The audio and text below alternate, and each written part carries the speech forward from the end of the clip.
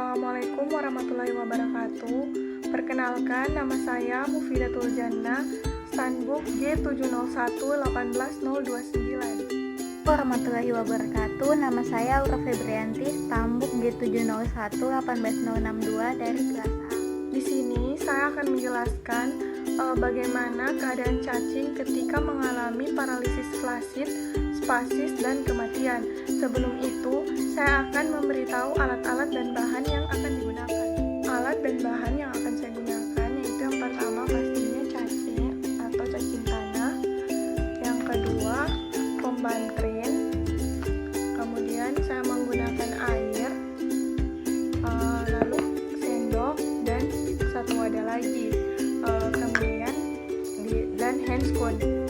Kemudian di sini saya akan melakukan dua perlakuan. Perlakuan pertama di mana cacing dimasukkan ke dalam 100% kombantrin. Perlakuan kedua yang saya akan pisahkan wadahnya menggunakan kombantrin 50% dan air 50%. Di sini saya akan melakukan perbandingan untuk 1 sendok air dan 1 sendok kombantrin. Saya akan melakukan perlakuan ini cacingnya. Saya akan masukkan 100% kombantrin. Saya masukkan dengan persis 1 sendok.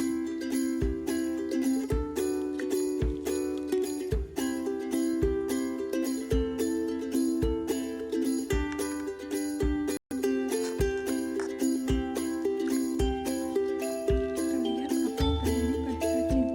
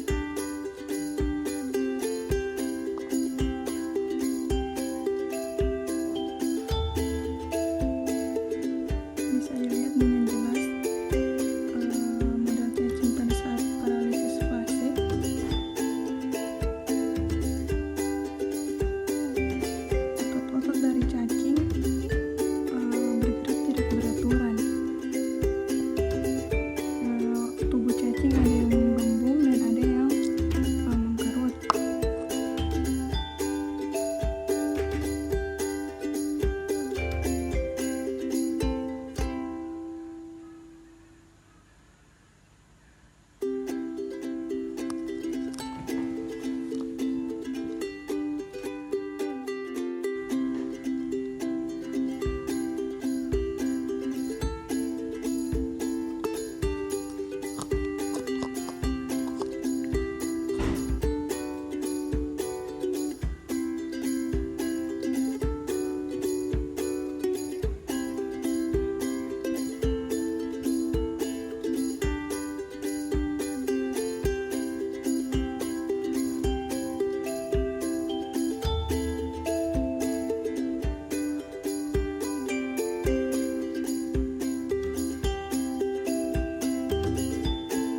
Kemudian ini dia sudah mengalami paralisis spasis untuk cacing yang besar. Di menit kedua.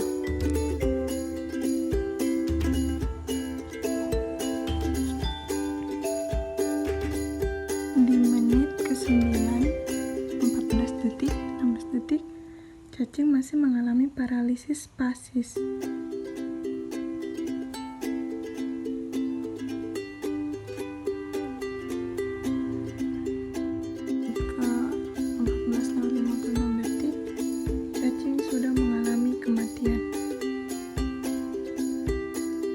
Pada kali ini saya akan menjelaskan tentang indikasi, dosis, mekanisme kerja, serta farmakokinetik dari obat-obat yang dipakai pada percobaan antelmin ini. Pertama itu ada pirantelpamoat. Indikasinya itu untuk cacing gelang, cacing kremi, dan cacing tambang. Kemudian dosis yang diberikan dari pirantelpamoat ini itu ada 11 mg per kilogram. Dosis maksimumnya itu 1 gram per dosis. Kemudian untuk mekanisme kerja dari pirantelpamoat yaitu untuk pemblokir neuromuskular, menghambat konsentrasi yang menyebabkan kelumpuhan pada cacing. Kemudian untuk farmakokinetik dari pirantelpamoat sendiri yaitu untuk absorpsi dia kurang menyerap. Kemudian metabolismenya sebagai dahak. Kemudian waktu puncaknya itu 1-3 jam dan ekskresinya itu feses 50%, urin 7%. Dua itu ada piperazine citrat. Indikasi dari piperazine citrat sendiri yaitu untuk cacing kremi dan cacing gelang. Dosis yang diberikan dari obat piperazine citrat sendiri yaitu untuk dewasa, dosis maksimumnya askariasis asam hidrat itu 4,5 gram. Kemudian dia itu tadi sebagai dosis tunggal dan kemudian dia diulangi sekali setelah 14 hari. Kemudian untuk enterobiasis sebagai hidrat dia 2,25 gram sekali sehari selama 7 hari. Dia dapat diulang 2 kali setelah 7 hari. Kemudian untuk farmakokinetik, untuk absorpsi dia mudah diserap. Kemudian untuk distribusi dia didistribusikan ke dalam ASI dan ekskresi melalui urin sebagai metabolit. Ketiga itu ada mebendazole, di mana mebendazole ini diindikasikan sebagai infeksi cacing tambang. Kemudian dosis yang diberikan pada mebendazole ini yaitu dewasa dan anak kurang dari 2 tahun itu 2 kali 100 mg per hari, dan untuk cacing kremi itu 1 kali 100 mg.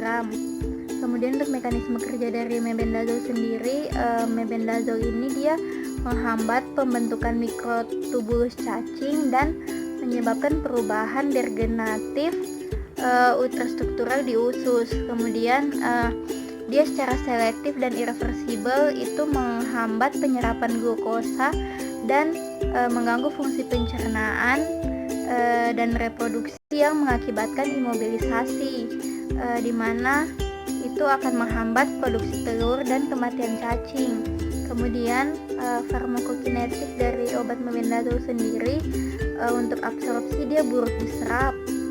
Kemudian untuk distribusi dia itu melintasi saluran darah otak dan memasuki ASI. Kemudian untuk ekskresi terutama melalui feses itu urin kurang 2%. Kemudian untuk paruh eliminasi dia 3-6 jam.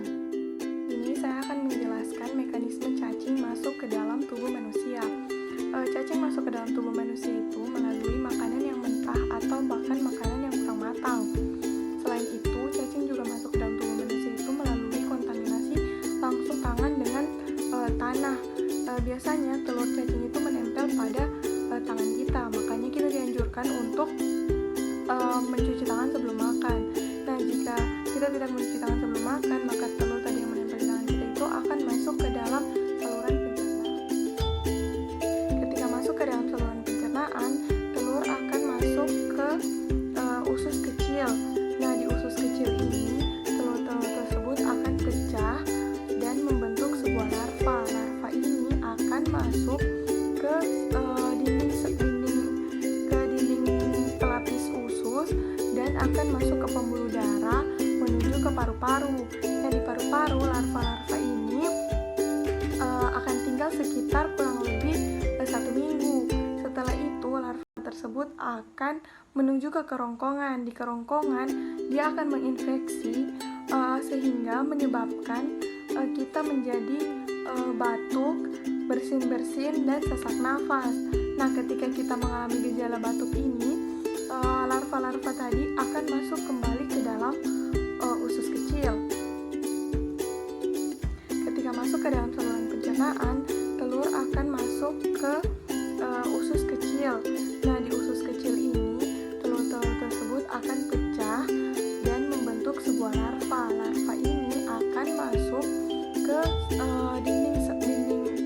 dinding pelapis usus dan akan masuk ke pembuluh darah menuju ke paru-paru. Nah, di paru-paru larva-larva ini akan tinggal sekitar kurang lebih 1 minggu. Setelah itu larva tersebut akan menuju ke kerongkongan. Di kerongkongan dia akan menginfeksi sehingga menyebabkan kita menjadi batuk, bersin-bersin, dan sesak nafas. Nah, ketika kita mengalami gejala batuk ini, larva-larva tadi akan masuk kembali ke dalam usus kecil. Kemudian di usus kecil, larva tersebut akan tumbuh menjadi cacing dewasa, dan cacing dewasa ini akan tumbuh dan bereproduksi menghasilkan kurang lebih 200.000 telur per hari.